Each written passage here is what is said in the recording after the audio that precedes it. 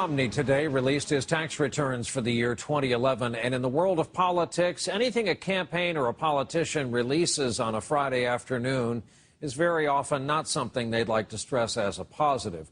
Romney has talked openly about his business success, his high net worth, and others sure have. And sure enough, he made over $13 million from his investments last year.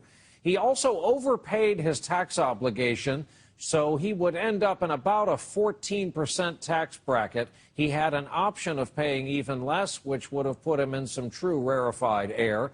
While this was going on, his Veep nominee, Paul Ryan, was facing a tough crowd of seniors today. It shows the Republican presidential candidate paid a rate of 14.1%. on nearly $14 million of mostly investment income. He's been criticized for paying a lower tax rate than many Americans who earn a lot less. Mitt Romney paid $1.9 million in tax on an income of $13.7 million. Most of his income came from investments rather than a salary. He paid a tax rate of 14%. The campaign also released a summary of the taxes paid between 1990 and 2009. They showed that he paid on average 20% during this period and never paid less than 13% in any given year. Mitt Romney is estimated to be worth $250 million. His wealth is often used as a weapon by Democrats to portray him as out of touch with ordinary Americans.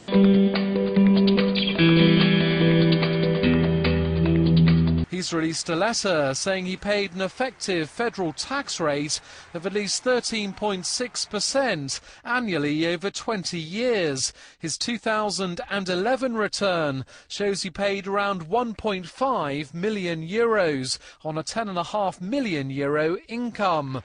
The release of figures comes after a video secretly recorded at a donor dinner emerged. In it, Romney disparages Barack Obama voters, saying they pay no taxes.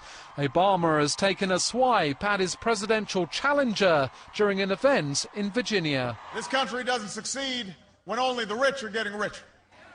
We succeed when folks at the top are doing well, but also when the middle class is doing well, and folks who are fighting to get into the middle are doing well. When more people have a chance to get ahead and live up to their God-given potential. Polls show Romney has fallen slightly behind Obama in the race for the White House.